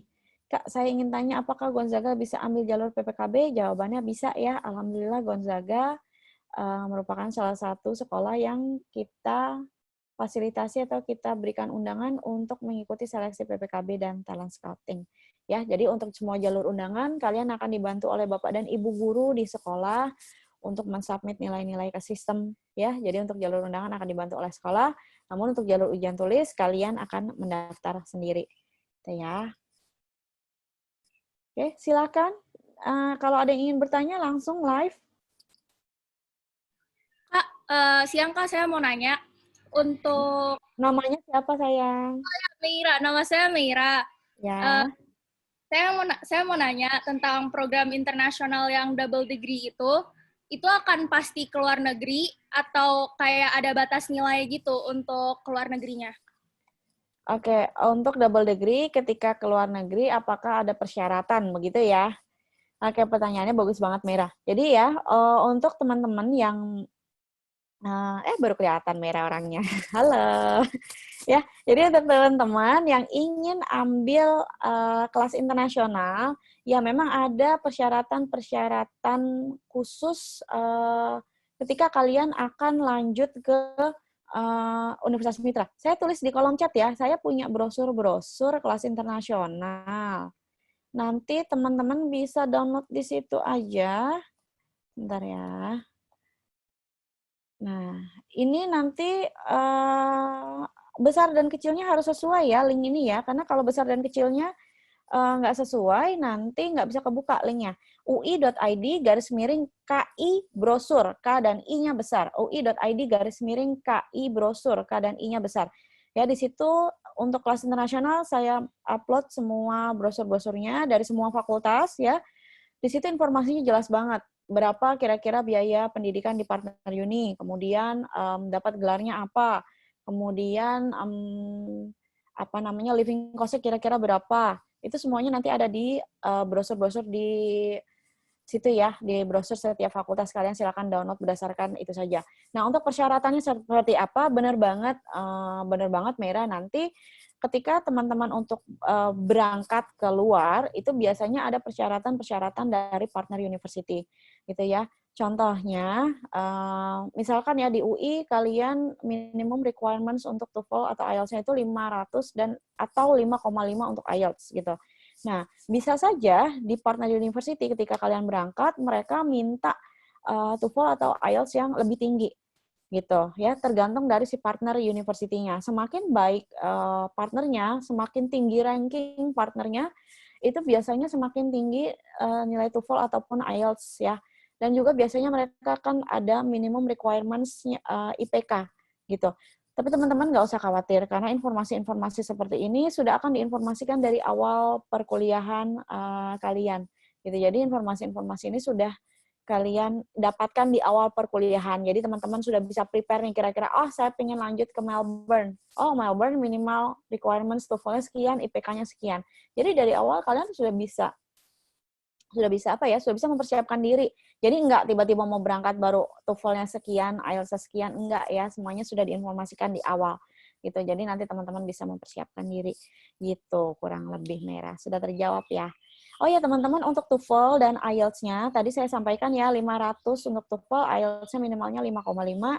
Ya itu berlaku di mostly fakultas yang buka kelas internasional, tapi di beberapa fakultas itu ada yang berbeda, contohnya kayak di FK dan FKG.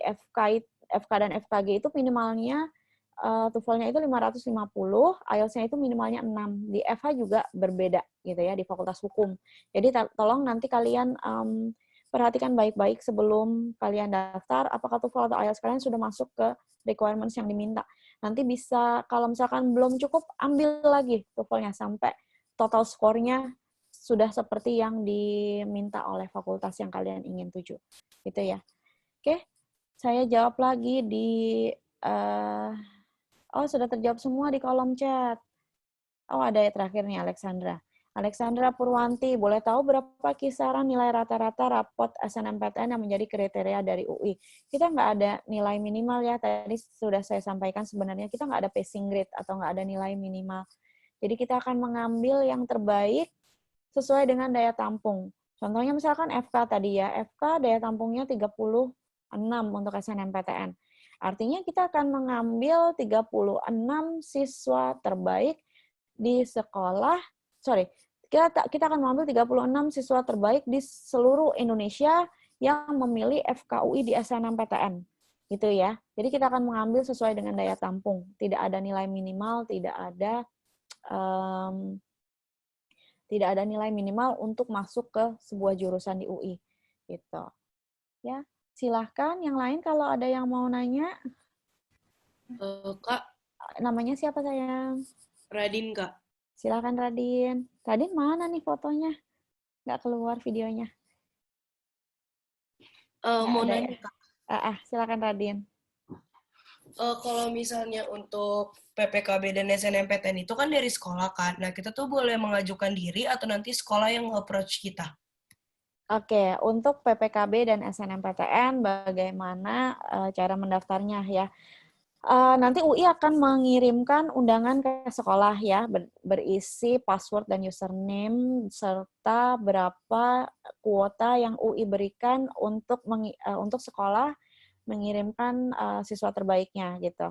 Nah, biasanya sih untuk hal-hal seperti ini silakan kamu langsung kontak dengan wali kelas atau BK gitu. Ya, sampaikan saja keinginan atau maksud hati kamu ingin mengikuti PPKB atau talent scouting gitu. Nah, apabila nanti biasanya kalau yang ingin ikut itu banyak, nah nanti sekolah akan menseleksi ya siapa saja siswa-siswa terbaik gitu. Tapi kalau yang ikut mungkin mencukupi dengan undangannya, itu nanti alhamdulillah ya, jadi nggak ada yang rebutan, semuanya bisa terfasilitasi. Nah nanti mungkin juga untuk sekolah, untuk Bapak dan Ibu guru yang hadir di sesi ini, untuk sekolah yang misalkan ada diundang PPKB dengan talent scouting, tapi ternyata peminatnya itu lebih banyak daripada undangan yang diberikan, silakan saja mengajukan penambahan silakan mengajukan penambahan undangan PPKB atau talent scouting. Tetapi hal itu nanti akan kita evaluasi lagi apakah bisa kita berikan penambahan tersebut ya. Tapi nggak apa-apa, silakan ajukan saja, mudah-mudahan saja bisa kami fasilitasi gitu ya. Oke, bagaimana Radin? Sudah terjawab? Jadi nanti kita yang nge-approach BK atau wali kelas saja yang nanya-nanya ke guru dan Iya, sampaikan saja maksud hati kamu pengen ikut PPKB supaya nanti sekolah juga bisa melis siapa saja siswa yang ingin mengikuti PPKB atau talent scouting gitu. Oke Kak, makasih. Oke, tadi seperti saya sampaikan ya teman-teman ya, untuk semua jalur undangan kalian akan dibantu oleh sekolah untuk proses pendaftarannya gitu ya. Oke. Dari Kak, saya mau tanya lagi. boleh, silakan Marcelino. Ini buat apa namanya S1 ekstensi itu konsepnya kita perlu tes lagi atau kita tinggal maunya masuk yang mana terus abis itu udah, dan masanya berapa tahun? Setahun atau tetap 4 tahun? Apa bagaimana? Maaf, bisa diulangin kalau saya Ngambil, misalkan saya udah jadi masuk yang vokasi nih, diploma 3. diploma 3. Nah, saya mau ngambil S1. Sudah lulus, sudah lulus mau lanjut ambil S1 ekstensi, berapa jangka waktu perkuliahannya gitu ya? Iya, dan itu perlu tes lagi atau tidak? Oke, sip. Oke, jadi untuk teman-teman yang nanti ambil vokasi, kemudian lulus dari vokasi dan ingin melanjutkan ke S1 ekstensi, itu kalian harus mengikuti seleksi lagi ya, namanya SIMAK S1 ekstensi. Nah, SIMAK S1 ekstensi ini biasanya berbarengan dengan SIMAK S1 reguler, paralel, dan vokasi ya, yang di tengah tahun. Gitu, karena kita memang ada beberapa SIMAK ya. Tapi untuk yang khusus untuk yang ekstensi, yang reguler, yang paralel, vokasi, dan internasional, itu kita adain cuma setahun sekali di tengah tahun biasanya. Nah, yang S1 ekstensi itu barengan sama SIMAK yang itu. Nah, berapa jangka waktu kuliahnya ya, setelah kalian lulus dari D3, kalian daftar SIMAK S1 ekstensi, kalau diterima kalian akan berkuliah kurang lebih 2 sampai 2,5 tahun gitu ya kuliahnya. Jadi D3-nya sendiri itu lama kuliahnya 3 tahun. Ekstensi itu lama kuliahnya 2 sampai 2,5 tahun gitu ya. Nah, untuk S1 ekstensi ini, kenapa saya bilang 2 sampai 2,5 tahun kuliahnya? Karena untuk teman-teman yang mungkin ambil S1 ekstensinya itu linear atau tidak sama dengan jurusan diploma 3-nya, itu biasanya harus mengambil yang namanya matrikulasi, itu kuliah matrikulasi. Nah, itu kuliah matrikulasi itu biasanya sekitar 1 semester, gitu ya. Jadi, lama kuliahnya sekitar 2 sampai 2,5 tahun untuk S1 ekstensi. Gitu ya. Kak, sama satu lagi Kak, ini ada, sabar ya, Iya. ini ada yang nanya juga, untuk talent scouting di Universitas Indonesia, kuota yang didapatkan Gonzaga berapa ya Kak? Oke. Untuk talent scouting di Gonzaga untuk berapa? Saya kurang tahu ya, harus buka datanya soalnya. Sebenarnya kalau kalian mau cepet bisa ditanyain langsung ke sekolah, ke BK. Ya, karena biasanya yang pegang data itu kalau di sekolah itu either BK atau wakil kepala sekolah bidang akademik gitu. Jadi bisa langsung ditanya aja berapa kira-kira kuotanya. Dan untuk kuotanya itu per tahun itu biasanya nggak sama ya. Untuk kuota PPKB atau talent scouting itu biasanya kuota atau undangan yang kita berikan ke sebuah sekolah itu biasanya nggak sama. Itu semua tergantung dari prestasi sekolah kalian. Mungkin kalau misalkan di tahun kemarin itu alumni kalian yang diterima di UI itu lebih banyak lagi, maka bisa saja tahun depan undangannya akan kita tambah. Gitu ya. Jadi untuk jumlahnya silakan ditanya ke sekolah. Gitu. Oke, ya. terima kasih banyak kakak-kakak. Iya, sama-sama adik-adik. Oke, pertanyaan selanjutnya. Silakan.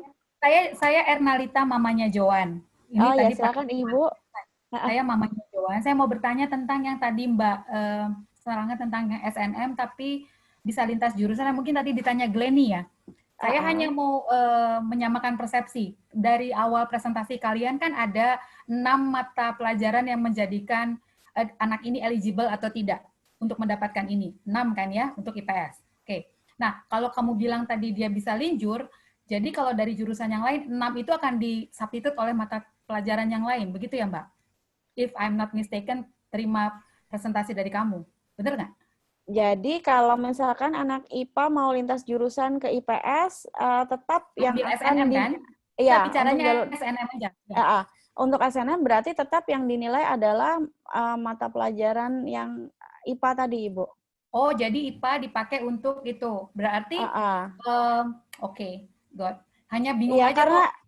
karena kan anak IPA nggak belajar mata pelajaran IPS, iya, Ibu. itu kan yang menjadi concern saya kan itu tadi, bahwa sebenarnya Iya. kalau dia di SBM is oke, karena buat kita kan dia sama-sama berjuang kan, seperti itu. Iya, betul. Harusnya Kalau di jalur ujian tulis itu persaingan bebas. Jadi anak IPA iya, boleh ambil itu kan jurusan bebas. IPS, anak Nah, IPS iya, bisa itu ambil maksud saya. Kenapa jurusan kalau IPA. yang untuk undangan kalian bikin begitu juga kan berarti ada kalau buat saya sebagai orang yang mungkin umurnya lebih banyak, buat saya itu is something unfair buat saya. Karena kan anak yang 3 tahun belajar seperti ini kan dia mempersiapkan untuk berjuang untuk nilai-nilai yang 6 itu. Why ini bisa disubstitute sama yang lain yang memang harusnya punya 6 yang mereka belajar di IPA yang mereka harus berjuang untuk itu buat saya ya. Tapi I don't know mungkin untuk UI punya kebijakan yang lain lagi. Saya tidak tahu karena kalau di fakultas di universitas yang lain ini tidak berlaku kan seperti itu. Jadi ini banyak saya sih, ya. Banyak juga yang memperlakukan sih Bu untuk bisa lintas jurusan. Mungkin kalau di zaman kita dulu berbeda lagi, saya kurang tahu. Benar Ibu. Jadi ini cuma pertanyaan aja. Tapi kalau memang begitu caranya ya mungkin udah kebijakan kalian seperti itu. Cuma buat saya kan kasihan anak-anak yang sudah berjuang 3 tahun untuk mempersiapkan 6 mata pelajaran ini supaya dia eligible dan bisa disubstitute sama orang lain yang mungkin secara nilai dia lebih tinggi untuk mata pelajaran 6 lagi, tapi yang lain, ya kan? Benar nggak? Iya, logikanya. Benar nggak sih, Mbak? Iya. Iya kan? Itu pertanyaan saya. Mungkin itu nanti saya mewakili mungkin suara anak-anak yang lain, yang jurusannya IPS juga, yang mungkin sudah berjuang untuk 3 tahun untuk 6 nilai itu. Seperti itu ya, Mbak. Itu kan suara hati anak-anak kita dengar juga. Ya itu aja sih dari saya. Iya, menjadi masukan untuk kami juga, Ibu. Iya, masukan karena kan itu 6 nilai itu kan mereka berjuang dari kelas 1 loh, Mbak. Disubstitute sama yang punya 6 nilai yang lebih tinggi tapi pelajaran yang lain, tapi secara nilai lebih tinggi tapi mata pelajarannya bukan fak yang itu. Buat saya sih sakit ya, Mbak. Buat saya nggak tahu kalau buat yang lain gitu ya, Mbak. Ya seperti itu ya, Mbak.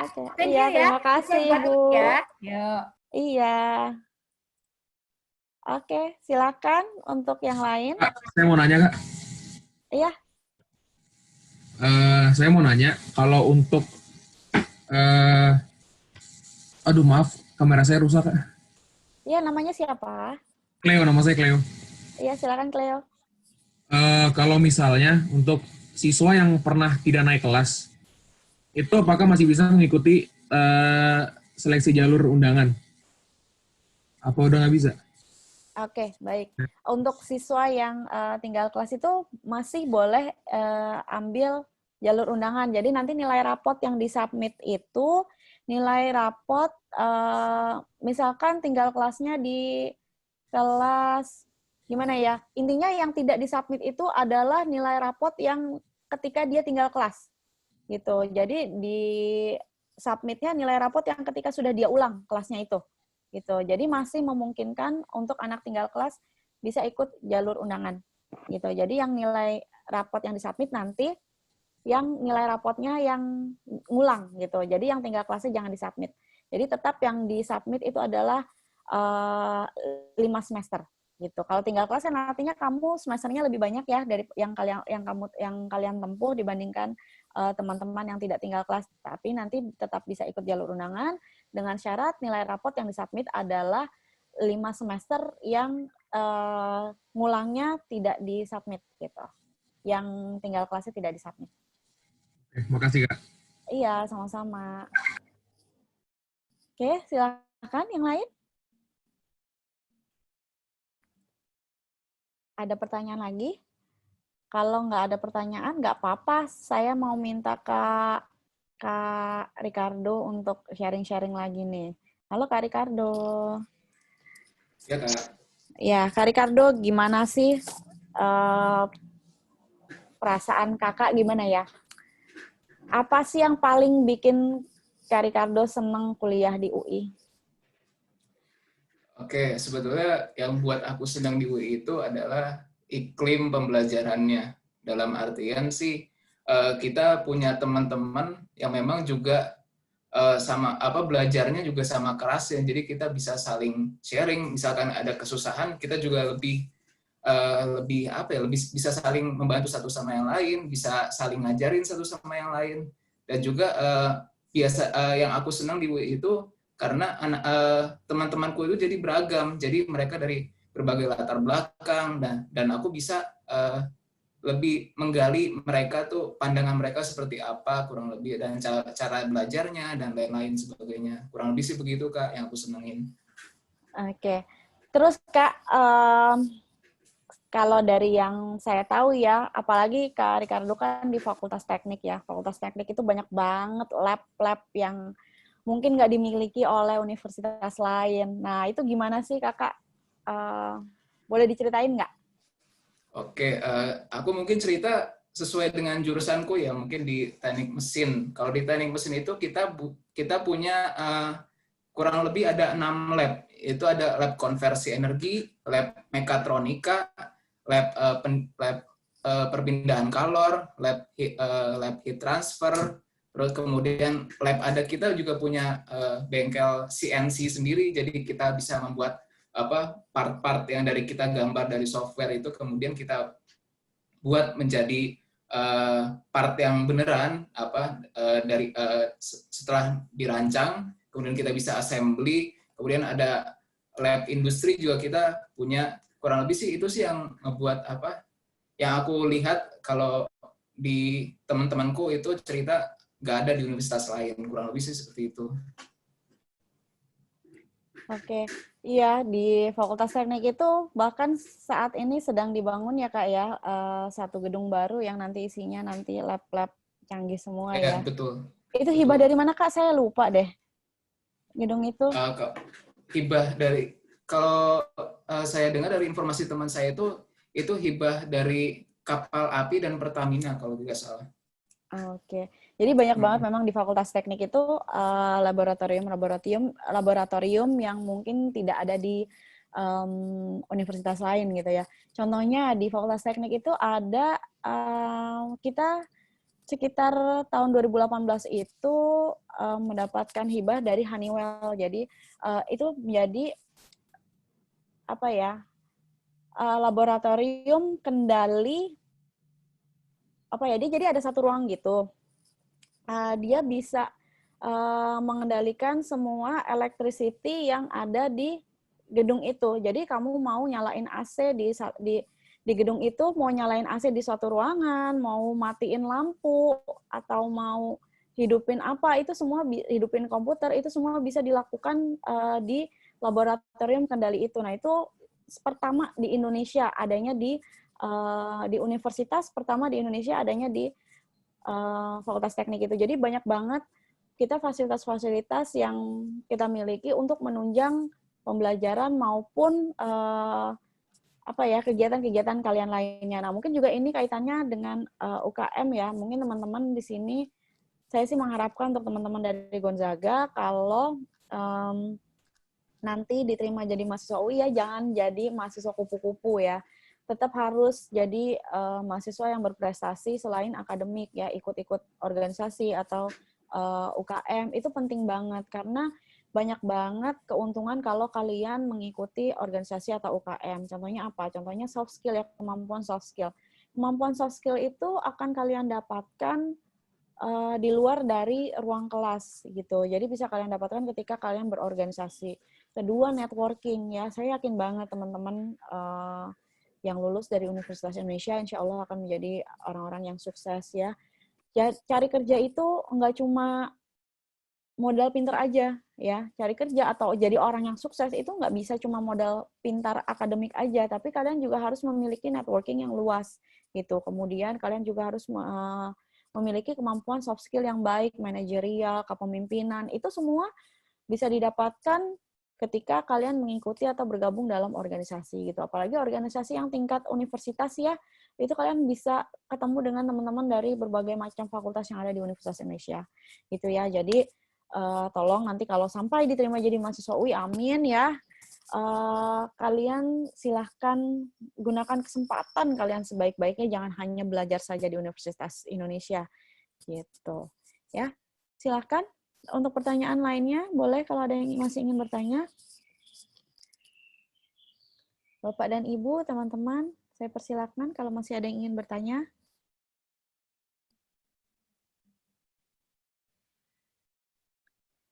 Oke, dari Ratna. Ratna bertanya lagi, ada lembaga bahasa lain yang rekomen selain LBI UI? Tadi saya sudah sampaikan ya, bahwa untuk masa pandemi saat ini, ya mungkin teman-teman kesulitan untuk bisa ambil TOEFL atau IELTS ya, karena kebanyakan tidak menyelenggarakan secara tatap muka lagi. Oleh karena itu, saat ini kami menerima TOEFL atau IELTS yang diselenggarakan secara online, ya. Bisa dari LBI UI atau dari its.org. Saya tulis di kolom chat deh ya. TOEFL online bisa melalui LBI UI atau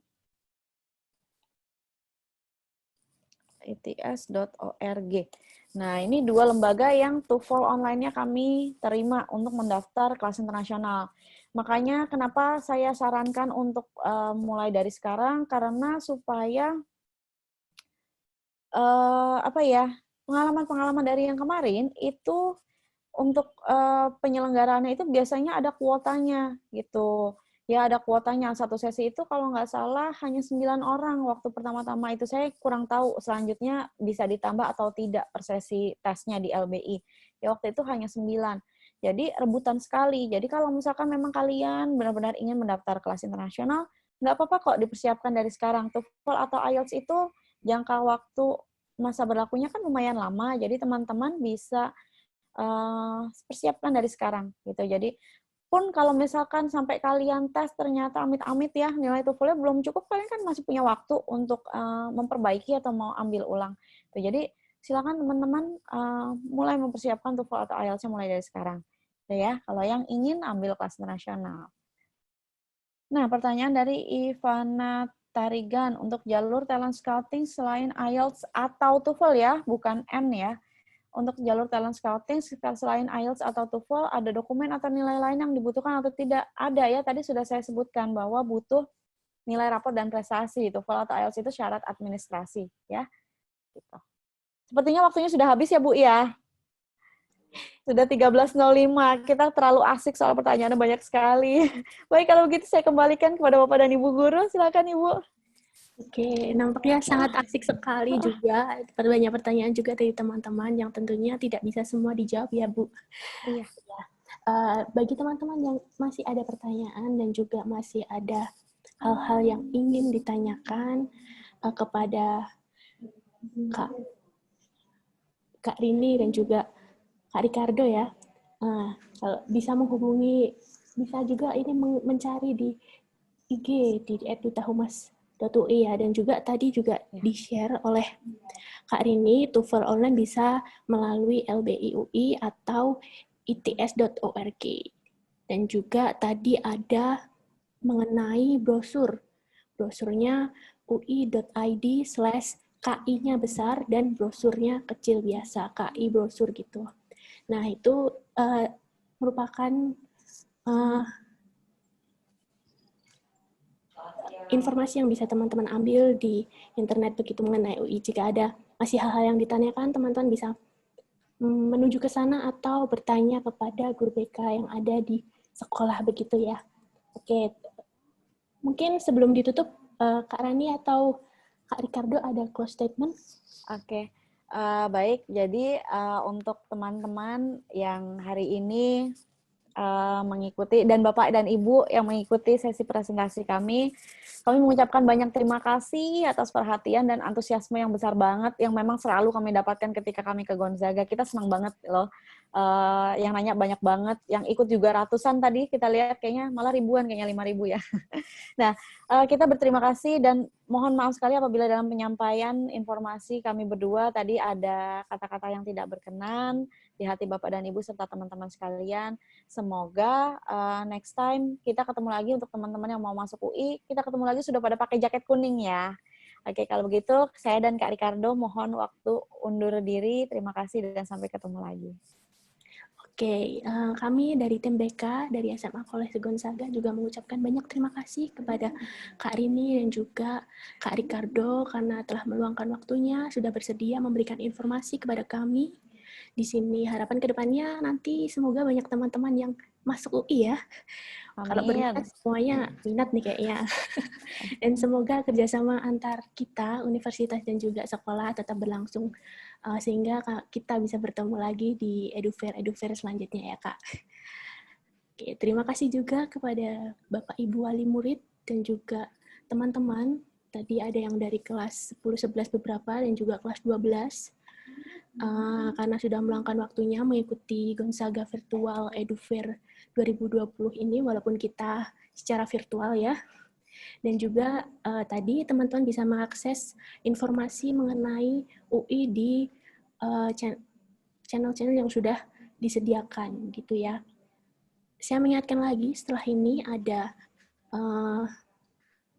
lanjutan EduFair dari Universitas Atmajaya Yogyakarta dan juga APU dari Jepang. Teman-teman jika ada yang berminat silahkan registrasi dan pindah ke room sebelah ya. Begitu, terima kasih sekali lagi kami ucapkan kepada Kak Rini dan juga Ricardo ya. Gitu.